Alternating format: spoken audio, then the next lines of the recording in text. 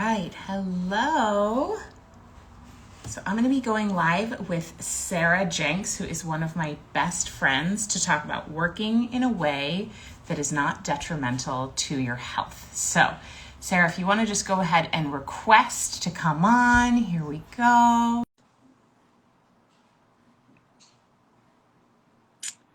right. Hi. Hi. How's it going? Good. How are you? I'm good. It's good to Good. see you. You too. Yeah. So thanks everyone for being here. Sarah Jenks is one of my dearest friends, and she runs a program called Whole Woman, and she really is a priestess. But she started out as an online marketer. I did. We're going to talk about what happened there and why it's been awesome. So great.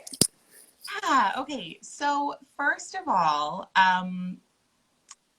I don't even remember how we started connecting and started talking about business and being a mom and being a woman and feminine energy business and all of that. Oh dear, now we have a vacuum situation. I'm going Speaking of being a mom. to you talk and I'm going to go get my headphones. Okay, but great. I'm going to get a quick little tour of my apartment. Great. I apologize for the vacuum. Here we are. Okay, so I don't remember. Well, we met in 2011. Yep. And I think it was when I moved to Boston that I was like, we need to get in there more. Boston. We Right? came much closer, but I don't know. I flew out to you in San Francisco, but Oh, I yeah, don't know. you're right. You know when it was? It was when we were pregnant with Annabelle and Penelope. That's what Yeah. it was. Yeah, because we were due. Your sound's in and out a little bit, babe, just so you know. Okay. The vacuuming sounds worse. Oh, perfect. Well, I mean, I said, babe, maybe if you go in the other room, it'll be fine. How do I go over here? This is great. This is real life. How is that? It's great. It's perfect. Okay, great. Yeah, it's perfect. Yeah, it was, you're right. It was when we were pregnant with Annabelle and Penelope because they were born just like a month apart. Yes, they were. And I remember at the time I think the first time we talked about business, I had a 1-year-old. I was pregnant with Annabelle. I was the primary breadwinner. And Jonathan was working 90 hours a week. And I think I called you and I was like, I'm dying. Yeah. Like, I don't know how to do this. And, this is the reason why we talked is because, I was really in this internal battle with myself around whether to be a career woman or be a mom. And I really thought it was either or. Yeah. And I was so inspired and by our conversation because you were like, well, there has to be a way to do both. And I was like, I've never seen anyone in like my life like really do both. I felt like, now it says Kate Northrup wants you to be in their live video. I think that's old. I do. I would like you to be here. Thank you for being here. So we're affirming that this is currently we are affirming happening. that you want me here. Thank you. I feel wanted. Thank you, Instagram. So I thought I had to choose. I thought I was either going to be an incredible, like I would have my identity and I would have a big business and be a terrible mom and my kids would feel ignored and like I was never there for them. Or I could be an amazing mom and completely lose myself and have no life. I thought those were my only options. Well, and what And was I, Oh, go ahead. no, go ahead. You know me, I could talk forever. Okay. Well, I was Interrupts gonna me anytime. say, what was so weird about that, but so magical is I was struggling with something very similar, which was thinking I could either be an all-in incredible 100% mom or an all-in incredible 100% businesswoman, but for completely opposite reasons because you had the all-in mom at Stay-at-home home mom. and Yep. I had the all-in mom career, but we had both come to the same conclusion that we couldn't have both. Both. From totally opposite ends of the spectrum. I know. And we were both doing the thing where it's like, oh, if I had just had a mom who, blah, blah, blah, and then we're just like, who knows? No. It's like all Well, it's such good medicine for me. Good medicine. Honestly, for me because too. I was like, oh, first of all, it's not my mom's fault. And like, this is society, right? Yeah, like society totally. puts this in this double bind of Yep. you can either be a good mom and a good woman, right, or you can live your mission outside the home. Right. And I really think the patriarchy forced that upon our mother's generation in a way that was super unfair. And we are now in this time where we're learning how to do both. Yeah. And I remember calling you. This was after we had Annabelle and Penelope, and I remember exactly where I was sitting in Mill Valley. And I said, Kate, you have to create a program to teach moms how to run businesses that aren't going to completely take over our lives. And you were like, I'm doing that. And I was like, thank the goddess, because I really need it. And you created Origin, and it's been such a game changer for me, like such a game changer. And so many different levels and iterations of my life. I remember the first time when you did your beta program, that was when I was feeling really lost. I was transitioning out of being an online marketer and having my whole identity wrapped up in being a good marketer and doing Live More, Way Less. And Live More, Way Less, for anyone who is new to me here, was an emotional eating program that I had from 2011 to 2017. It was really successful. And I was like a wreck because the launch model was just like not my jam. So, and you said, just wait till you get your period. And I was like, what witchery are you talking about? And I did. You're like, just wait till you get your period and then ask your body what you're supposed to do. And that's part of your cyclical living that you teach inside of Origin around your business. And I got my period, and I remember taking a bath, and I just had the total download to do a retreat. And I did the retreat, and it was so successful and so easy.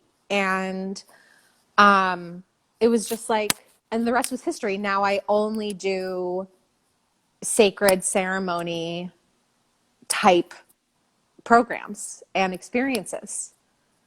So, and your body told you to do that. My body told me to do that while I was bleeding.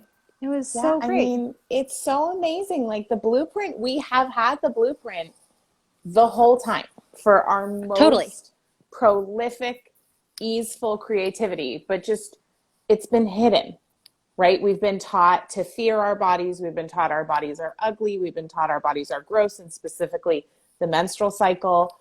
We've been, the whole phrase lunatic, the word lunatic is from the root of someone who is connected to the moon. Yep. Right. And so the calling people crazy who are connected to their bodies and the earth is a really great way to keep people disconnected from their power. Exactly. So I love that you got that. So I'm curious, because, you really had created something impressive with Live More, Way Less. Yes, you've created something very impressive with Whole Woman as well. Yeah. But it's hard for people who have like this whole successful thing to let go of it and move in a new direction. And there's a lot of fear of like, oh my God, I built this thing, and if I change, I'm going to miss out on X, Y, Z, who's what's it thing. And like, I'm not going to matter anymore. And I could never, all those things, right? How am I going to make up the income? So can you talk a little bit about that transition from your original business model to what it is now? Actually, first, can you just describe what it used to be like with the launching and the things, and then what it's like now, how the two are different? Yeah. Okay. So Live More, Way Less was an 8-week program. It was $1,500, and I launched it once or twice a year, and I'd have to prepare for the launch for about 6 months ahead of time. It was a enormous investment every time I did it, because every time I launched, I did a new website. I did new marketing. I wrote all new emails. I like reinvented the wheel. Literally, I did professional videos. I mean, the whole new wardrobe, new photo shoot, like the whole 9 yards. And at the same time, I wasn't allowing myself to be human. So a lot of, like, when you have a weight loss program, it's easy to get really caught up in perfection. And so at the same time, I was going through really intense perfectionism, like trauma, with needing to be and look a certain way because I had this weight loss program. Even though the weight loss program was really about your life, it still was like I had wanted to appear a certain way on the internet. So it was just so much work. And then what would happen was I would spend like 80 to 90% of my energy creating the marketing for something. And then I would be like, oh my God, now I have to teach the course. And like, how am I supposed to hold space for these women? And I would just get so almost like annoyed that I had to teach a course. And I'm like, what the F is going on? Like, this is not how it's supposed to be. So I felt like I was in this business model where I had to run 100 miles to just get to the starting line of the real marathon I was supposed to be running. It was just really... That's crazy. It was crazy. But that is the way it's taught. I know. That is the way it's taught. I mean, we talk about this literally every day. But I'm just like, oh my God, it's so broken. Like, well, it's you so said broken. The other day, you were like, our job is not to launch our program. Our job is to run our programs. And like, Right. I know that, but the way you said it, I was like, ah! I know. It's wild. Yeah. It's wild. Wild. It's like a, it's almost like a marketing pyramid scheme of like, do all this over here, but it's not real. It's not. But here's the thing. Like, I did make a lot of money. Right. That I part did is make real. a lot of money. And I was like just a mess. Like, I was a complete mess. And the transition to motherhood, as you know, was so terrible for me. Yeah. I feel lucky that I had money, of course. Like, I felt so grateful for that. And I felt proud of myself for doing whatever I had to do to put food on the table for my kids. But I felt caught in this hamster wheel that I didn't know how to get off. Right. Because it was like this constant investment, and then the launch had to go well. Like, I remember sitting at my kitchen counter. Marshall was screaming. I had Annabelle in the carrier. Jonathan's nowhere to be found. Like, he said he was going to be home an hour ago. I'm 5 days into my launch. I've invested one launch, I invested like $75,000. And I'm looking at the launch numbers, and I'm just like, oh my God, we're not going to be able to pay our rent next month. Yeah.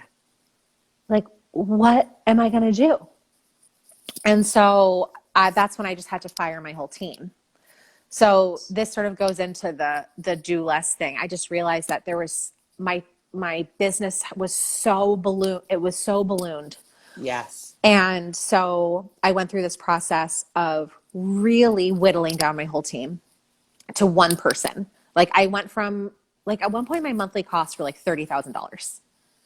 And I brought it down to $3,000 in like 2 days. It's amazing. It was amazing. Amazing.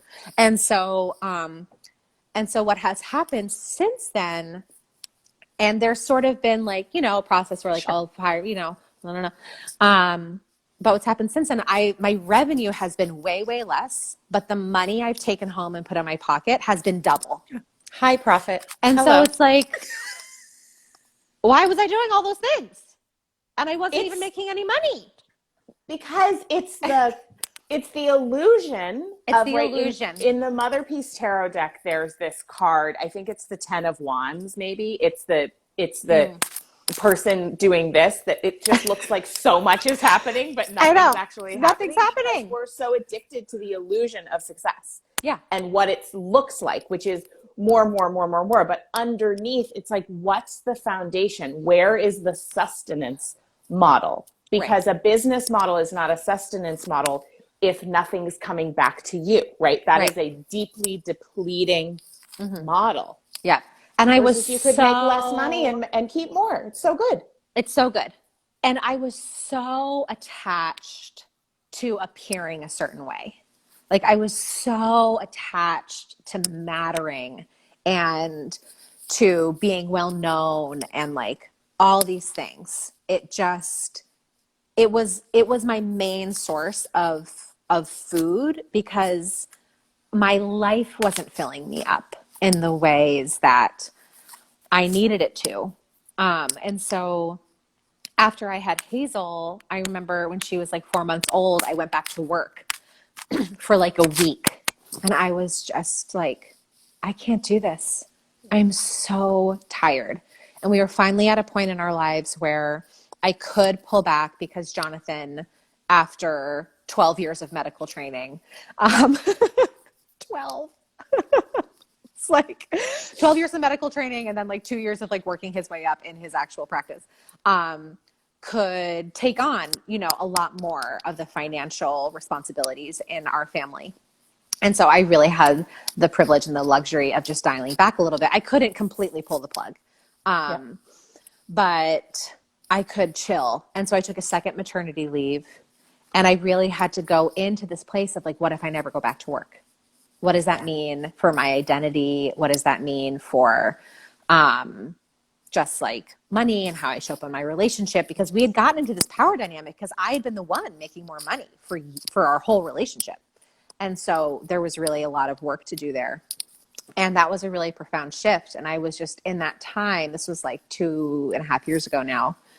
That's when I deepened into, I'm really only here to do sacred work and to help women remember that our lives are sacred and that we are magical. And before that was like a little thing I did on the side. I was like, well, that's just like a little thing over here, but I'm a marketer. And then I just like really realized like, no, like I'm not a marketer. I'm not an entrepreneur. Like I'm a priestess and I think of myself more as running a church or a temple, is what I call it, than having a business. Like even when I say business, it feels weird.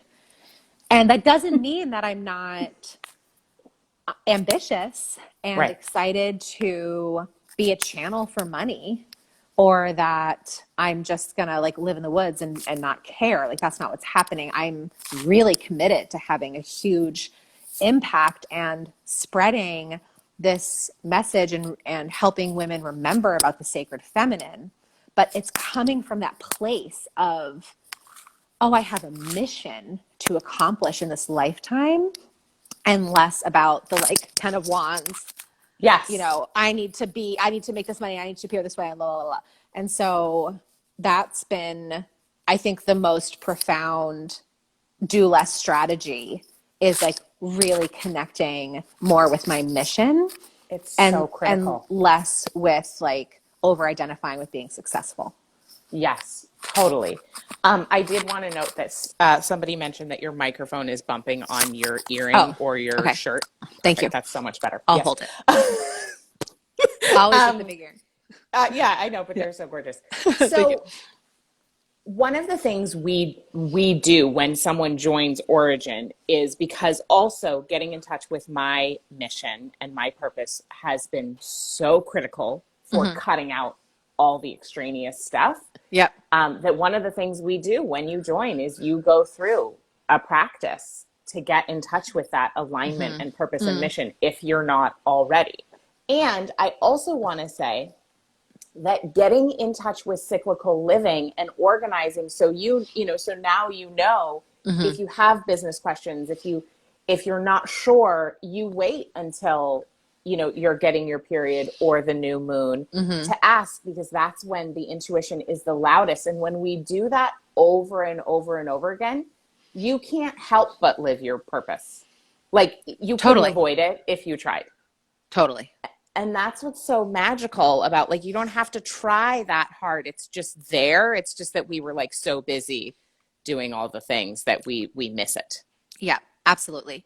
And I think what's so great about bringing our work into a cyclical flow is that we remember that whether or not we're inviting people into our work, or we are leading the people that have decided to come along with us in a program or in a ceremony or whatever it is, that it's all sacred, that it's all part of the transformational process. And because that's what was happening with me, like part of my transition was that when I was like writing emails to invite women into Whole Woman, I was not in priestess mode for a long time. You know, it would like the sort of online marketing thing would trigger me, and I'd like go into this like crazy CEO hyper vigilant, like you're real the other day. And so just tuning into, where's the moon? Where am I in my cycle? What sign is the moon in? What's the weather like outside? Can help inform how to make my work, regardless of what I'm working on, sacred. And it's so helpful. I love that. I love that, because it's like those are all very accessible ways that we practice to plug back into source. It's all around us all the time. We just like have our little end of the plug just like hanging out. We're like, just have to plug it back in. Totally. So for anybody who is listening, who is new to me or to Sarah, we're talking about how to work in a way that is not depleting.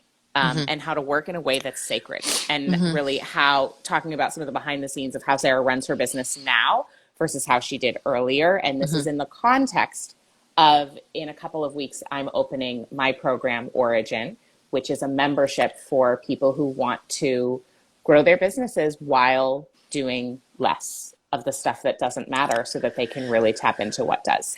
So if you want to know about that, you can go over to origincollective.com and get on the wait list. So great. Okay. So Sarah, I want to know now, I also want to, I keep meaning to circle back. You mentioned that you were able to dial back after Hazel was born, because you were able to allow Jonathan, finally, after 12 years of you being the primary breadwinner, for him to take a little bit more lead. I also want to say, for anyone who's listening to that and went immediately into, well, I'm not married to a doctor, because many people go into that place. Can you talk about what you would have done, or what about that situation was not dependent upon you being married to a doctor? Yep, totally. I just know how folks are. I get it. They love to go into the place of like, well, easy for her, or this doesn't apply to me. And I'm like, I'm not going to let you off the hook, because this does apply to you. And it doesn't matter what the situation is. Totally. So, well, a few things is that, you know, Jonathan and I have chosen to live on a 23-acre farm with a temple on it. And so, like, our life is expensive, you know, and so the amount of money that I still needed to bring in was not small, but there was a shift in it felt different needing to do it all by myself versus just being with him, you know. So that's part of it. The other thing was that, okay, so there's a few things I want to say about that. If I were still being the primary breadwinner, I would have made different decisions about my lifestyle. I think what can often happen is that we see having a car or having a 3-bedroom apartment or like having all of these things as, not for everybody, but for some people, as necessity. And so we feel all of this, our lifestyle puts us in jail.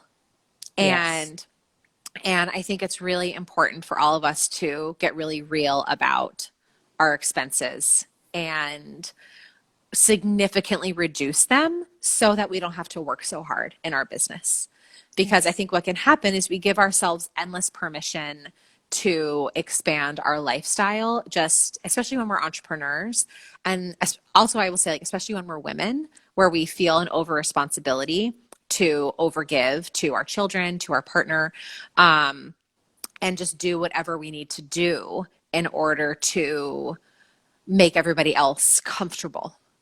And and we've gone through phases of this in our life where I had to really prioritize my own mental health by saying, you don't get to take lessons. You're not going to take lessons this year. We're not going to buy this thing. We're not going to buy the nice car. We're going to sell this car. We have to do this. We have to do this because I can't work that much right now because my body is a wreck. And so I think that making those decisions, not only within our business and within our team, but also within our lives, because really we're working to support our lives. And if we can also reduce costs in our lives to give ourselves a lot more freedom and a lot more ease and a lot more space to tend to our nervous system. Yes. Did that answer your question? It totally did. Okay. Yeah. Just as an example, our family just went down to a 1-car family. And it's been great. Like, I love, one of the things we talk about in Origin is simplification. Like, how can we, spend less? How can we do less? How can we bring it back so that we can expand? Yeah. Because always, always, always, this is the nature of the universe. Always when we contract, there's an expansion. Yep. And so we can make that happen on purpose. Right. Exactly. I mean, that's why minimalism is so inspiring and feels so good. That's why the life-changing magic of tidying up. When we contract, there is an equal and opposite expansion that feels so damn good. So I love that. Yeah. Okay. I love that. So that was very helpful. Thank you, Sarah. And I will say that, we have women in Origin. We have single moms. We have people with chronic health conditions where PS Origin is not only for moms, but that caregiver model is what originally inspired the content. And now we have folks with all different scenarios, whether it's a chronic health condition, whether it's caring for an aging parent, whether it's a mom, whatever. And we have folks in all different kinds of constellations of life. We have a new member who has 8 children. Wow. And I'm like, wow. It's just like running her business with her 8 kids and using the tools to navigate it all. Because I don't personally believe it's about finding balance. I personally believe it's more about finding flow, because balance to me feels static versus flow is going to be different every day, because we are cyclical creatures and we are going to be different every day. Okay. I love that. So I'd love to know, in your, and business ebbs and flows, but can you give me a snapshot of your current business, like your revenue streams, your team, and the amount of time you put in? Yep. So I'm in a transition right now, as you know. So the past 2 years, I've been chilling. Like, I've just been in coast mode, I guess. And this is something that you and I talked about a couple of weeks ago that I think is really important. I think it's really great for everyone to know what coast mode needs to be in your business, because it was really helpful for me to enact coast mode, which was let go of these 4 team members. I didn't blog for a year and a half. I didn't do social media for 6 months. I just tended to my we're whole saying woman audio again. Okay, sorry. Thank you. I just tended to my whole woman community, and I sent out a few emails about joining Whole Woman every once in a while, and I just did that, and that was my coast mode for a long time, and it was great. I really needed it. So now I've been in a very slow and methodical ramp up mode since last April. Okay. So last April, I launched a new website and I sort of created this like 2 to 3 year plan. And this was big for me because I'm usually like a 0 to 100 person. And I've been really working on sustainable growth. So last year was really about growing whole woman. And we now have almost 900 people in our community, which is so great. And this year in 2021, I'm releasing 3 new programs. And so I released Home like a month ago, and that was a really beautiful program. And then after I released Home and it went so well, I brought on new team members. Okay. And so that's been great. So I now have a new incredible project manager. I have a CFO. I promoted a couple people on my team, and it's been really great.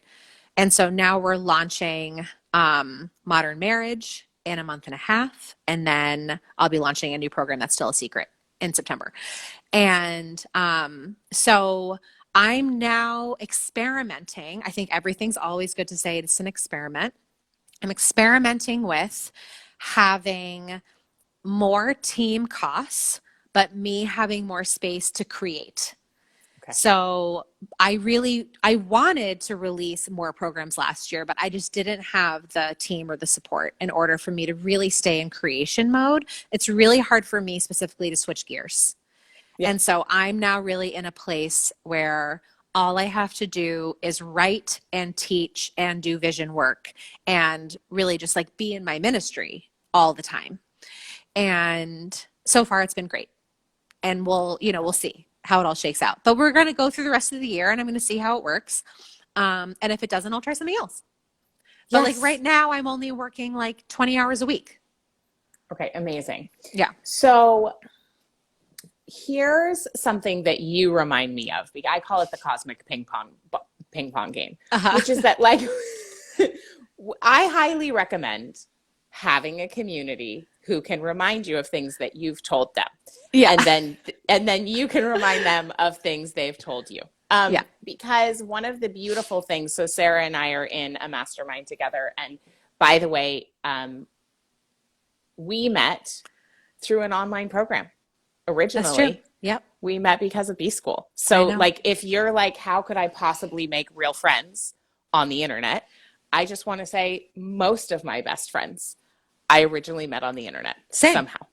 Same. Many. Yeah. Yeah. Well, actually all of my friends in Miami at this time, except for one, I met because of the internet. I mean, that's amazing. It is amazing. It is amazing. So circling up with these women is so important. And one of the things you have reminded me about is this idea of coast mode, because we all, what I want to say is no matter how long you've been on this journey, we're all brainwashed to think that more is better. Right. More followers, more email subscribers, more money, and mostly more working. Yeah. That like, if I'm doing more things and if I got more things done, I am more valuable and I matter more. I'm more lovable. And that is because patriarchy is basically creating a situation in which we feel like we have to prove that it's okay to exist. Right. Through doing things. Exactly. So you reminded me about coast mode recently, in the last couple of months, which has been incredibly helpful because we all need to be reminded like, hey, you can get off the hamster wheel at any time. Yeah. So if you're listening to this and you feel like you need a pause, I really hope that you're listening to Sarah's permission that like you can pause in whatever way that looks like to you. And I would do the exercise that Sarah gave to me, which is actually write out, what does coast mode mean for you? So in coast mode for you, Sarah, what were you said you were saying no to blogging. You said no to social media. You said no to live launching. Anything else that you were just like, yeah, I'm not doing that? I mean, I basically said no to everything except for just running my program. So Okay, I was like, okay, so I have these, like, I think at the time there was like, I have these 400 women that are paying me money to have this program. So my goal is just going to be to keep these 400 women in Whole Woman. Yeah. And that's all I did. Great. And I did all the things that they say you're not supposed to do, which is just basically show up. Like they're like, don't show up once a year and say, buy my stuff. But you know what I did? I showed up once a year and I was like, buy my stuff, because I'm not talking to anybody besides in this program. And I had like I had a decent number of women decide to join us at that point.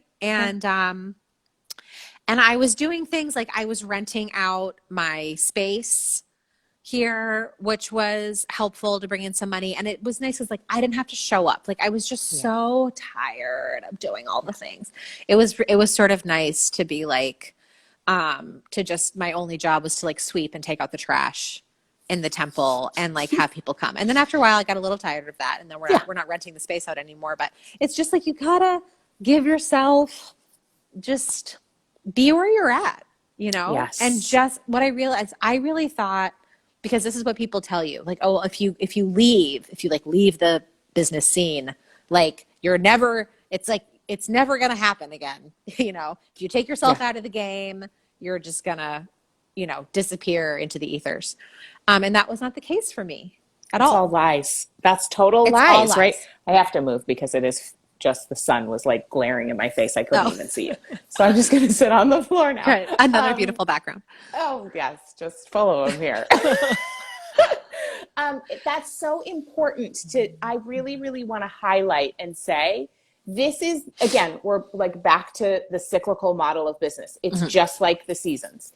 Yep. There is winter, there is spring, there is summer, there is autumn. There are these seasons that we go through in business. And the lie is that we always have to be in spring or summer, because we are a hyper masculine identified culture, and the masculine is wonderful and about production and about the planting season and the growing season.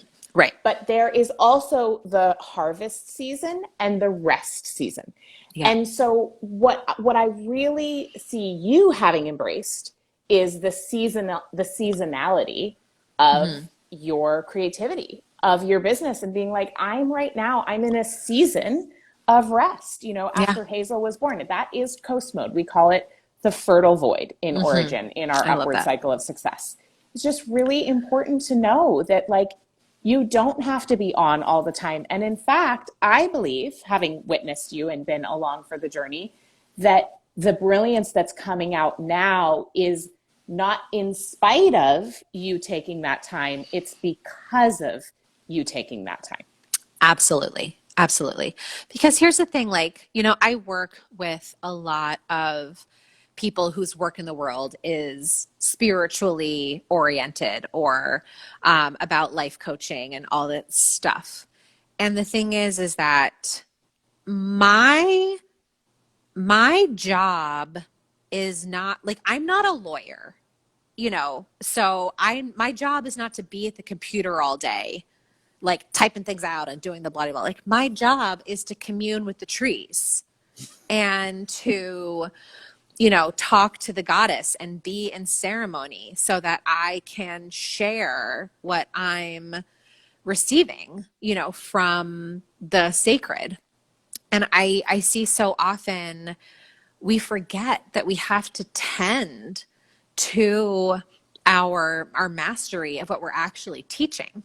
And so often the marketing can cannibalize our time and trick us into thinking that what's worthwhile is like building the business, when like for me, I learned during that fertile void that I need to be building my connection with the divine, because that's what I'm here to do.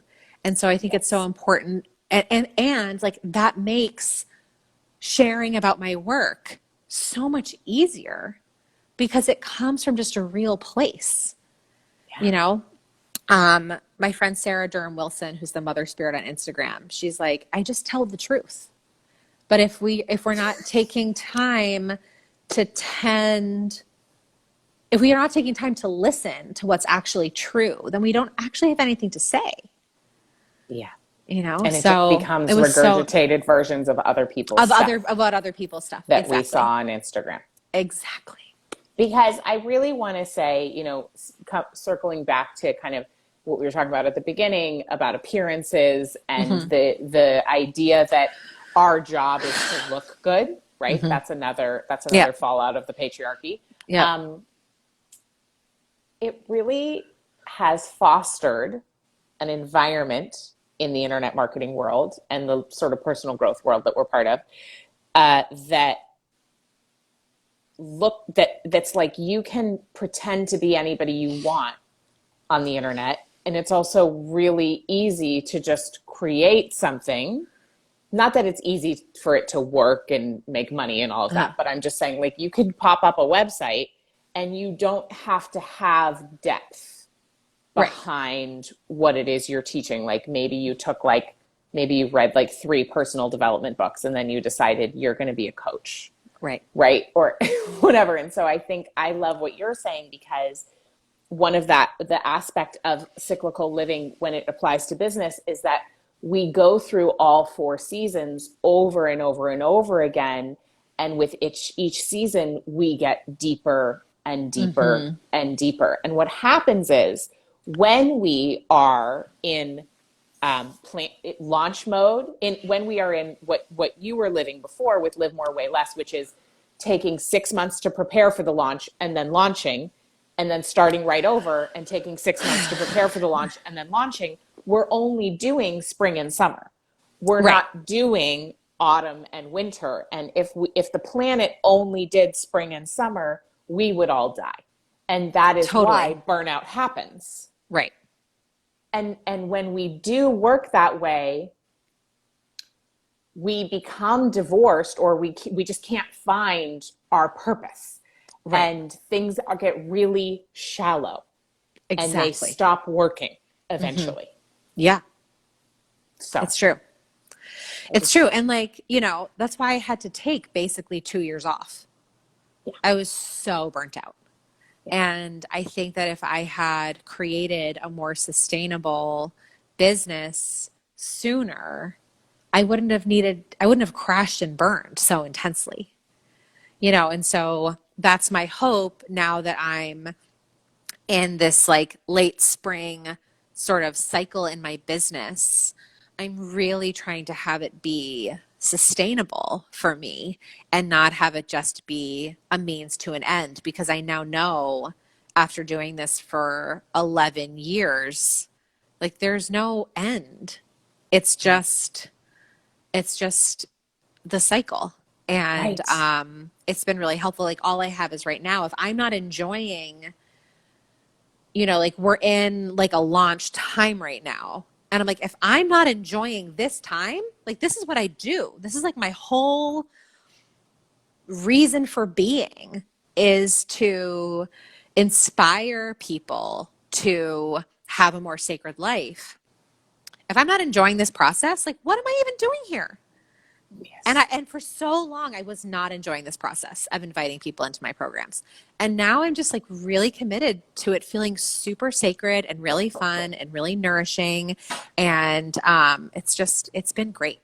Really, really great. No, it's okay. Is that Mike? No. Okay. I just have some guests here. Great. No. I just live with a lot of people. Hi, people. I love it. So, okay, I love that so much. And what I want to say is, I'm sorry, I lost my train of thought, but, if you're not enjoying the process, like, what are we even doing here? What are we even doing? Like, there is no there. Like, there's not going to be next week when suddenly you start to get to live your life. Totally. This is it. Totally. And like, we have hard days, obviously. Sure. But it's like, if that's the norm, if we have normalized that being the norm, I don't know. I'm just like, what's the point? What's the point? What's the freaking point? Because we're all just going to die. And then when when we're at the end of our life, none of us is going to look back and wish we had been working more hours. No. Unless you were completely loving your work. Like last night, Mike and I do gratefuls before we go to bed. So last night he was like, what are you grateful for? And I said, I was like really grateful for the time I spent in my office my office, which is my daughter's bedroom. Yeah. With Which is no amazing. scheduled appointments, like channeling the divine through my copy. It was like the greatest. Just sitting, writing emails and like connecting to whatever it is and putting it in my computer and then sending it out through the internet. Like, it's so cool, you know? It's and that very genuinely cool. was my favorite part of the day. Yeah. So grateful for that. It's not all the time, but when it is. And the more, you know, the fewer things that we do, like when Sarah was able to cut out all the extraneous stuff that she used to think was so important and like take it down to coast mode, you plugged back in. Right. I plugged back in to source. Absolutely. Yeah. And now all this great stuff is coming out that would not have been available if you had just stayed in spring, summer. No. Nope. Autumn and winter is critical. Critical because for your best work. That's the compost and the germination. Yes. You know, it's like that is literally the nourishing time Okay. is fall and winter. It's so critical. So, okay, you got your speaker. Thank you. I got it. I want to ask you before we wrap up, because one of the things, as you know, that I'm doing leading into the Origin launch is this no challenge. I know, I love it. I'm curious, and if anybody wants to sign up for that, it's at katenorthrup.com/no. Hi, Daniela. So I want to know, what are you right now saying no to in your life and your business that's allowing you to do more of what matters? And bonus points if it's like an edgy thing that you're saying no to. Okay, great. So I'm saying no to non-reciprocal relationships. Amazing. So that's been major for me, as you know. And hosting less. I'm a huge host person. You're so good at it. I'm great at it. You are. And, you know, too much of a good thing is exhausting. So those are the things that I'm saying no to in my life. And then in my business, I'm saying no to, I'm trying to think if there's like a thing. Well, this is one of the things, like I said yes to hiring a project manager because I finally said no to me doing that job.